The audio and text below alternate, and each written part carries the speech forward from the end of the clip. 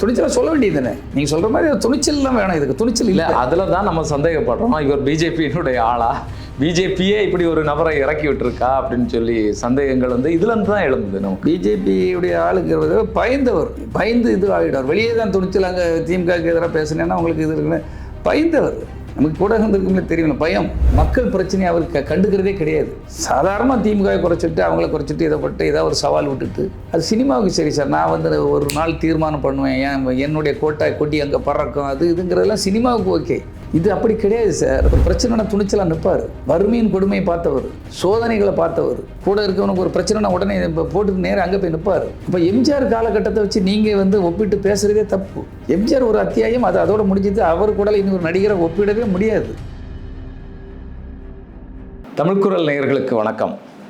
இன்று நாம் உரையாட இருக்கக்கூடிய சிறப்பு விருந்தினர் பத்திரிகையாளர், இயக்குனர், திரைப்பட தயாரிப்பாளர், கலப்பை மக்கள் இயக்கத்தை சீரோடும் சிறப்போடும் மக்கள் நலனுக்காக நடத்தி கொண்டிருக்கக்கூடியவர், எல்லாவற்றுக்கும் மேலாக நடிகர் விஜய் அவர்களோடு கிட்டத்தட்ட 27 வருட காலம் இணைந்து வேலை செய்தவர், அவருடைய முன்னேற்றத்திலும் வளர்ச்சியிலும் பங்காற்றியவர், மதிப்புக்குரிய பிடி செல்வகுமார் அவர்கள். சார் வணக்கம். வணக்கம் சார்.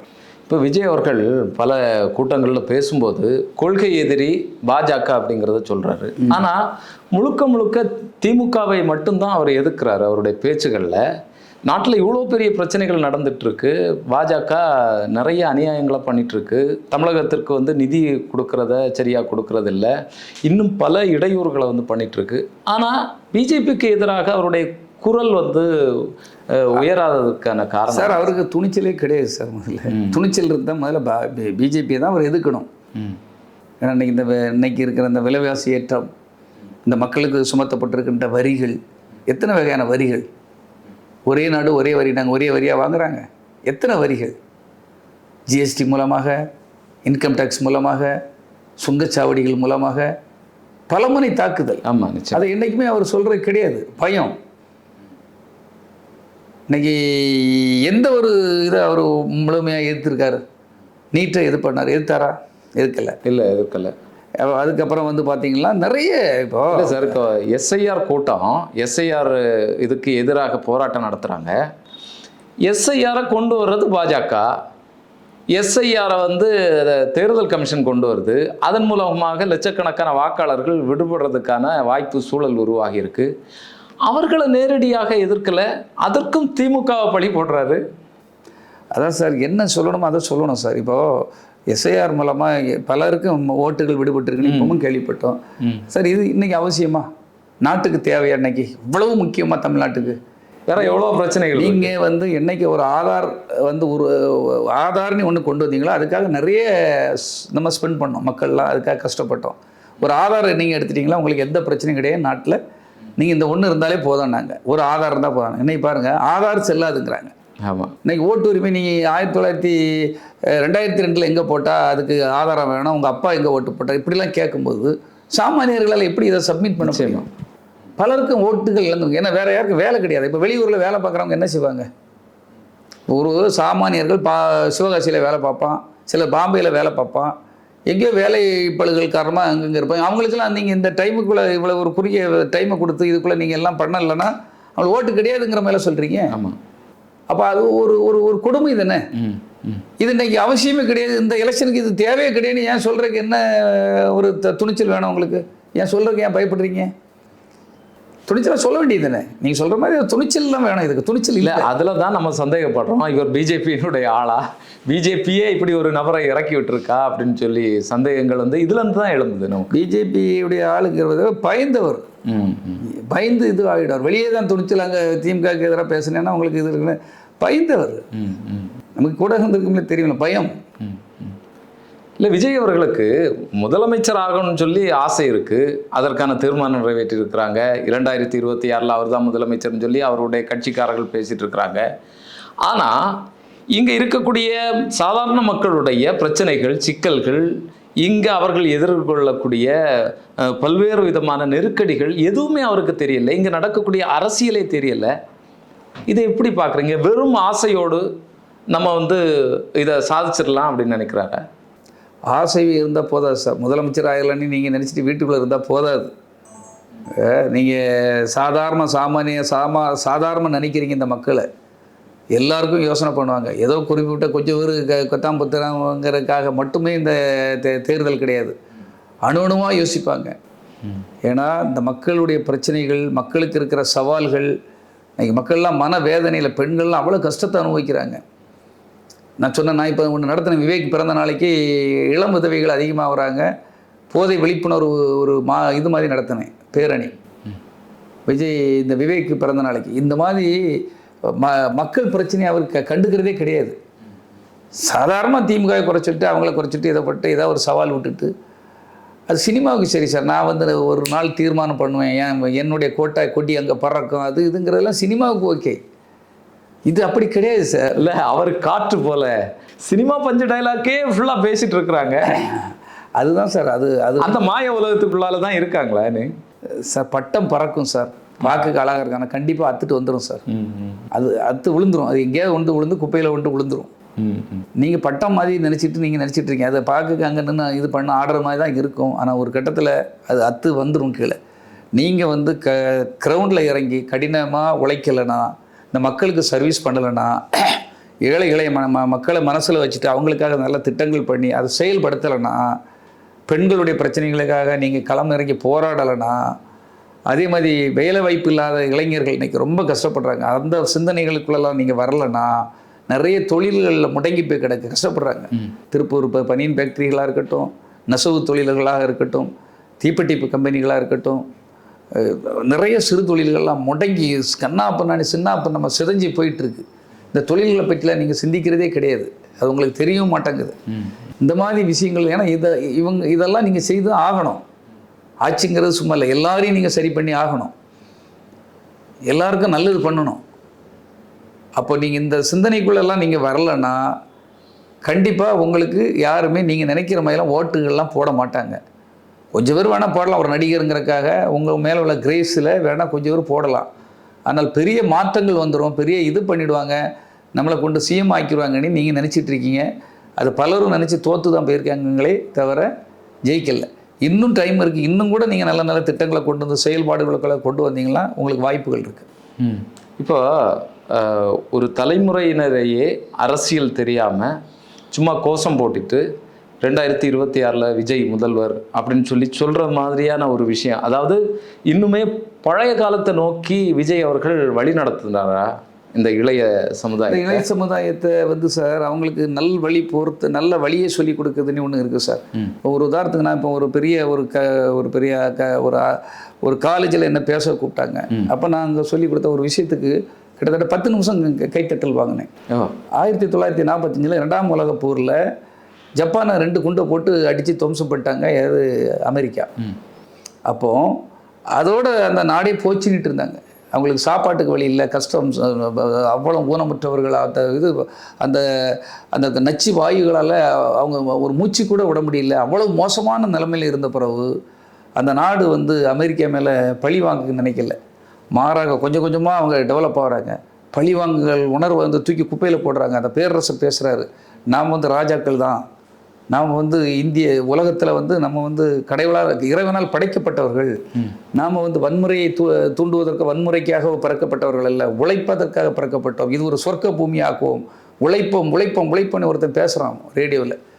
இன்றைக்கி உழைச்சி வந்து இன்றைக்கி உலகம் போதா பார்த்தீங்கன்னா டொயோட்டா கார், அவங்க கார் தான் ஓடுது, சோனி அவங்களுடைய இதுதான் ஓடுது, அவங்களுடைய எலக்ட்ரானிக்கல் கருவிகளை தான் அவ்வளோ நாட்டுக்காரங்களும் அதே அமெரிக்காவே அதை தான் வாங்குறாங்க, அதை தான் வச்சுருக்காங்க. அமெரிக்காவை பொருளாதார ரீதியாக ஜப்பான் வென்று விட்டது. நீங்கள் இங்கே வன்முறையை தூண்டுறதுக்கோ பழி வாங்குதலுக்கோ இந்த மாதிரி விஷயங்கள்லாம் நீங்கள் சவால் விடுறதுக்கோ இல்லை, செயல்படுறதுக்கு சிந்தனையை தூண்டுறதுக்கு இங்கே நல்ல தலைவர்கள் வேணும். நீங்கள் அதை செய்வீங்கன்னு நாமளாம் அதை தான் சொல்லிக்கிட்டு இருந்தேன். விஜய் கூட இருக்கும், நல்ல சிந்தனை தலைவர்களாக வர வேண்டும். செயல்களுக்குள்ள ப்ராக்டிக்கலாக நீங்களே இறங்கி காட்டணும். ஒரு ஜப்பான் நான் ஒரு உதாரணமாக சொல்கிறேன், அதுக்கு எனக்கு அவ்வளோ கைத்தட்டல் கிடைச்சிது. அவங்க முந்தி விட்டார்கள், அவங்களுக்குள்ள பழி உணர்ச்சி இல்லை, இப்பவும் நட்பாகவே இருக்காங்க. நான் என்ன சொன்னேன்னா, இளைஞர்களுக்கு பழி வாங்குதல் தவறாக பேசுகிற பாருங்கள், ஒரு சின்ன மேட்ரு யாராக பேசினார், பெண்கள் பேசினா அவ்வளோ ஆபாசமாக தப்பாக பேசுகிறது. ஆமாம், அப்படிலாம் பண்ணக்கூடாது, கமெண்ட் பண்ணக்கூடாது. அவங்கவுங்க உரிமை, அவங்கவுங்க ஜனநாயகம். இதெல்லாம் நீங்கள் சொல்லிக் கொடுக்கணும்.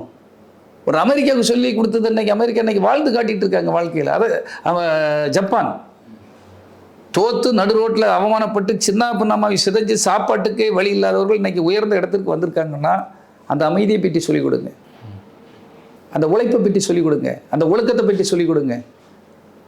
அவங்க கடைபிடிக்கிற அந்த சாப்பாடு எப்படி சாப்பிட்றாங்கங்கிறத பற்றி சொல்லிக் கொடுங்க சார். நம்மளும் வளரணும்ல. ஆனால் அந்த எண்ணம் இல்லையே. அவர் தன்னை ஒரு எம்ஜிஆராக நினைக்கிறாரோ அப்படின்னு சொல்லி எண்ண தோணுது. தொடர்ந்து எம்ஜிஆரை பற்றி பேசிகிட்டு இருக்கிறாங்க. இப்போ 1977 தமிழகத்தில் எம்ஜிஆர் ஆட்சி அமைச்சார். அதற்கு முன்னால் 74 பாண்டிச்சேரியில் ஆட்சி அமைச்சார். அந்த ஒரு சென்டிமெண்ட்டினுடைய அடிப்படையில் பாண்டிச்சேரியில் இப்போ மீட்டிங் நடத்திருக்கிறாங்க. அதிமுகவில் இருக்கக்கூடிய பலரையும் கட்சிக்குள்ளால் கொண்டு வராங்க. முக்கியமாக செங்கோட்டையன் அவர்களை கொண்டு வந்திருக்கிறாங்க. நீங்கள் எப்படி பார்க்குறீங்க இதை? சார், அதிமுகவில் அன்னைக்கு ஒரு காலங்கள் சார், அன்னைக்கு பெரிய வளர்ச்சி கிடையாது. பழைய இந்த டிவி மீடியா இதெல்லாம் கிடையாது சார். ஆனால் அதையும் மீறி எம்ஜிஆர் உண்மையிலே செய்தார். ஏழை எளிய மக்களோடு நிறைய பழகினார், நிறைய கஷ்டப்பட்டிருக்காரு, உழைச்சிருக்காரு. ஒரு கட்சி அரசியல் பணிக்குள்ளே இருந்திருக்கு. அண்ணா கூட உழைச்சிருக்காரு, கலைஞர் கூட உழைச்சிருக்காரு, பெரிய பெரிய அரசியல் தலைவர் கூட எல்லாம் பயணப்பட்டிருக்காரு. கஷ்ட நஷ்டத்தை பார்த்துருக்காரு சார். கூட இருந்தவங்களெல்லாம் நல்லா வச்சுக்கிட்டார் சார். ஒரு பிரச்சனைனா துணிச்சலாக நிற்பார். வறுமையின் கொடுமையை பார்த்தவர், சோதனைகளை பார்த்தவர். கூட இருக்கவனுக்கு ஒரு பிரச்சனைனா உடனே போட்டு நேரம் அங்கே போய் நிற்பார். அப்போ எம்ஜிஆர் காலகட்டத்தை வச்சு நீங்கள் ஒப்பிட்டு பேசுகிறதே தப்பு. எம்ஜிஆர் ஒரு அத்தியாயம், அது அதோட முடிஞ்சது. அவர் கூட இனி ஒரு நடிகரை ஒப்பிடவே முடியாது. இல்லை, அவர் நிறைய வேலை செஞ்சார். ஆனால் இங்கே ஒன்றும் இல்லையே. அதுதான் சொல்கிறேன், அரசியலே தெரியல. ஆமாம். இப்போ நீங்கள் ஏழை எளிய மக்கள் கூட ஏதாவது நீங்கள் ஒத்து போகிறீங்களா? உங்கள் கூட இருந்தவங்களுக்கு யாராவது நல்லது பண்ணியிருக்கீங்களா? உங்கள் குடும்பத்தில் உள்ளவங்களே உங்களால் கூட வச்சுக்கிட முடியலையே. நீங்கள் எப்படி இந்த மக்களுக்கெல்லாம் செய்வீங்க? இந்த மக்களும் எப்படி நம்பிக்கிட்டு இருக்காங்கன்னு தான் தெரியல. இந்த ரசிகர்கள் இதெல்லாம் இவர் செய்வாருன்னுட்டு எந்த வகையில் நம்புறாருன்னு தெரியல.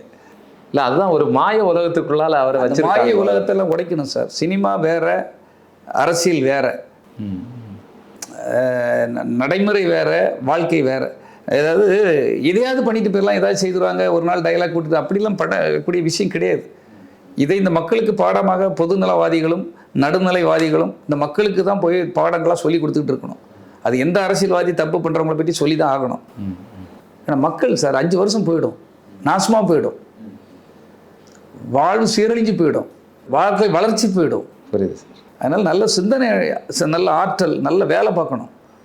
ஒரு நாடுனா அவ்வளோ விருத்துக்காக வேலை பார்க்குறோம். காலையில் இருந்து நான் எவ்வளோ ஃப்ரெஷ்ஷாக இருக்கணும், அத்தனை பேரையும் சந்திக்கணும், அத்தனை சிக்கல்களையும் தீர்க்கணும், அத்தனை கோப்புகளையும் பார்க்கணும். இங்கேருந்து கன்னியாகுமரி வர, சென்னை டு கன்னியாகுமரி வர ஒவ்வொரு ஊர், கிராமங்கள், மாவட்டங்கள், அங்கே இருக்க தாசில்தார்கள், அங்கே இருக்கிற வில்லேஜ் ஆஃபீஸர், இஓ, சிஓ, அத்தனை பேரையும் சந்திக்கணும், பார்க்கணும், பேசணும். சும்மா கிடையாது சார். அந்த பிரச்சனைகளை யார் தீர்ப்பா? ஒன்றை நம்பி தான் ஓட்டு பார்ப்போம்.